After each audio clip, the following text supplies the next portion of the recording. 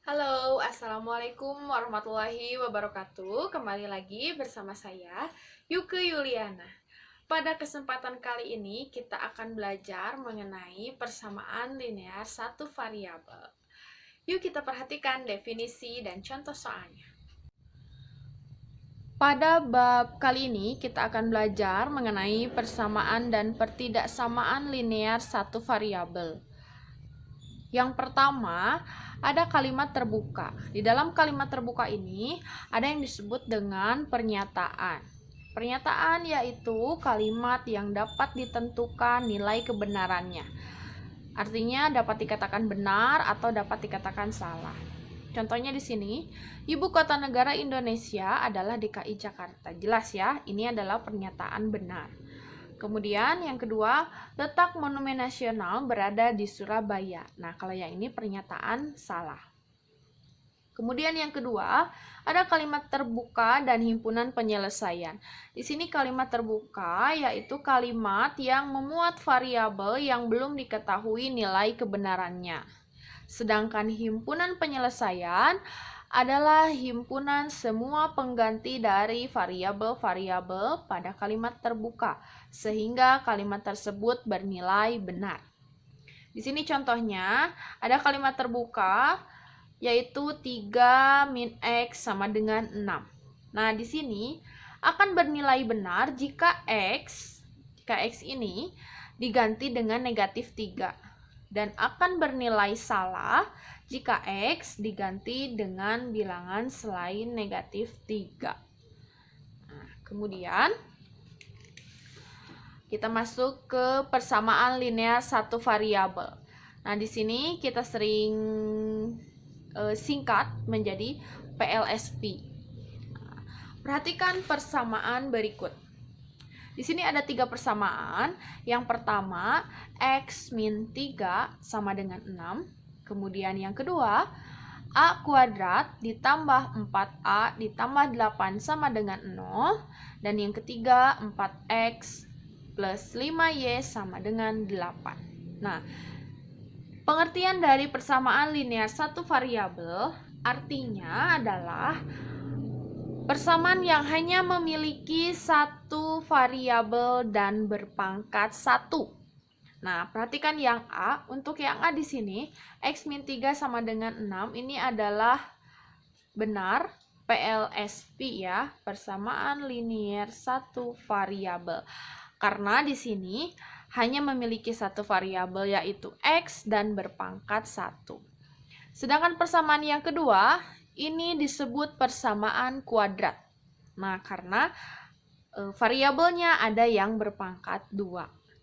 Kemudian yang ketiga di sini persamaannya 4X plus 5Y sama dengan 8. Nah, ini namanya adalah persamaan linear dua variabel. Nah, karena di sini variabelnya ada 2, yaitu X dan Y. Ya. Kemudian kita masuk ke himpunan penyelesaian persamaan linear satu variabel dengan substitusi. Contoh soalnya di sini. Tentukan himpunan penyelesaian dari persamaan X plus 4 sama dengan 7 jika X variabel pada himpunan bilangan cacah. Nah, sebelumnya kita harus tahu dulu bahwa bilangan cacah di sini adalah dimulai dari angka 0. Nah, jadi X-nya ini bisa diganti dengan bilangan cacah. Nah, berarti kan dimulai dari angka 0. Jadi, untuk X sama dengan 0, maka X di sini kita ganti dengan 0 ya. Jadi 0 ditambah 4 sama dengan 7. Ini benar salah? Salah ya. Nah, kemudian untuk X sama dengan 1, kita ganti X-nya dengan 1. 1 ditambah 4 sama dengan 7. Nah, ini juga salah. Kemudian untuk X sama dengan 2, 2 ditambah 4 sama dengan 7. Ini juga salah kalimatnya. Kemudian kita coba lagi untuk X sama dengan 3. 3 ditambah 4 sama dengan 7. Ini baru benar. Nah, kalau sudah menemukan kalimat yang benar, maka himpunan penyelesaiannya, kita singkat dengan HP, gak apa-apa, adalah X sama dengan 3. Atau nulisnya seperti ini. Himpunan penyelesaian. Nah, gitu. Seperti itu, ya. Jadi, kalian harus mencari tergantung apa yang diketahui. Kalau di sini X-nya variabel pada himpunan bilangan cacah, maka dimulai dengan angka 0. Tapi jika di sini diketahuinya X variabel pada himpunan bilangan asli, berarti harus dimulai dari angka 1 sampai kalian menemukan kalimat yang bernilai benar. Nah, jika sudah ditemukan, maka perhatikan bilangan berapa yang menjadi kalimatnya benar di sini, yaitu X sama dengan 3. Maka itu yang menjadi himpunan penyelesaiannya. Oke, kita lanjut. Nah, yang berikutnya di sini ada persamaan yang ekuivalen. Nah, dikatakan dua persamaan atau lebih dikatakan ekuivalen jika mempunyai himpunan penyelesaian yang sama dan dinotasikan dengan tanda seperti ini ya. Di sini ada contoh soalnya. Yang pertama, tentukan himpunan penyelesaian persamaan 4x min 3 sama dengan 3x plus 5 jika variabel pada himpunan bilangan bulat. Nah, di sini ada dua cara. Untuk cara yang pertama, bisa dengan menambahkan atau mengurangi dengan bilangan yang sama. Nah, untuk cara yang kedua, nanti saya akan kasih cara singkatnya ya. Untuk cara yang pertama, kita tuliskan di sini 4x min 3 sama dengan 3x tambah 5. Nah, di sini kita beri tanda seperti ini, artinya dia persamaan yang ekuivalen. Nah, kita hilangkan terlebih dahulu di sini negatif 3. Jadi kita buat 0 negatif 3. Jika akan dibuat 0, maka harus ditambah dengan 3. Nah, kedua ruas kita tambah dengan 3. Sehingga yang sebelah sini menjadi sisanya 4x dan yang sebelah kanan 3x tambah 8. Nah, setelah ini kita buat 0 3x. Nah, ini kan positif, berarti supaya jadi 0 harus dikurang oleh 3x. Kedua ruas dikurangi dengan 3x. Nah, ini sisanya jadi 4x dikurangi 3x 1x. Nah, yang ini 3x dikurangi 3x 0, sisanya 8. Jadi X sama dengan 8. Maka himpunan penyelesaiannya adalah 8. Nah, seperti ini. Ini cara yang pertama. Nah, kita sekarang lakukan cara yang kedua. Cara yang kedua ini adalah cara singkat ya. Kita tuliskan 4x min 3 sama dengan 3x tambah 5.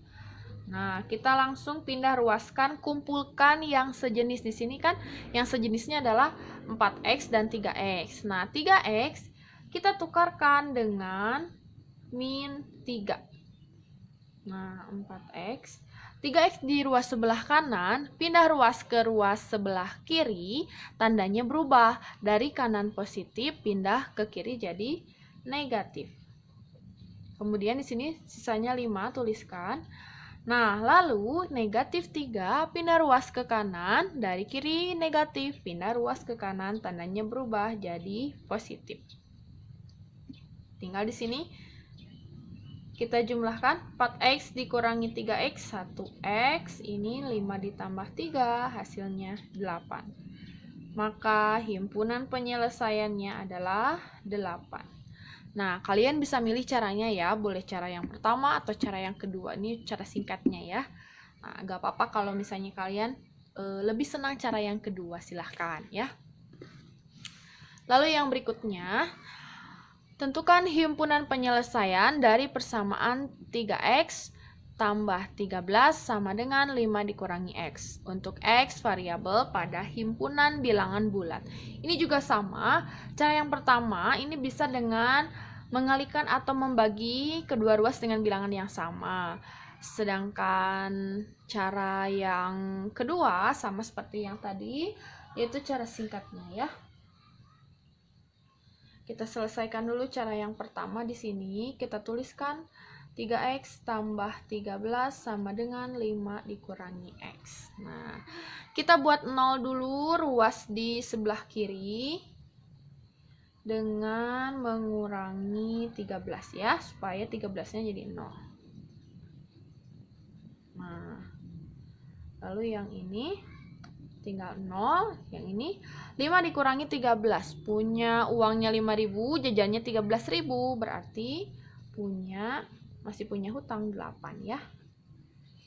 Nah, setelah itu kita buat 0 negatif x ya, yang memiliki variabel di sebelah kanan. Nah, di sini negatif x, supaya jadi 0 berarti harus ditambah x. Kedua ruas ditambah dengan x. Nah, maka ruas sebelah kiri dijumlahkan, 3x ditambah x menjadi 4x. Yang ini sisanya tinggal negatif 8. Nah, sudah selesai seperti ini. Ini kan x-nya masih bernilai 4. Sedangkan pada himpunan penyelesaian x-nya itu harus 1. Jadi, kedua ruas kita bagi dengan 4. Nah, ini hasilnya 4x dibagi 4x, kemudian negatif 8 dibagi 4, hasilnya adalah negatif 2. Maka himpunan penyelesaiannya adalah negatif 2. Nah, ini cara yang pertama.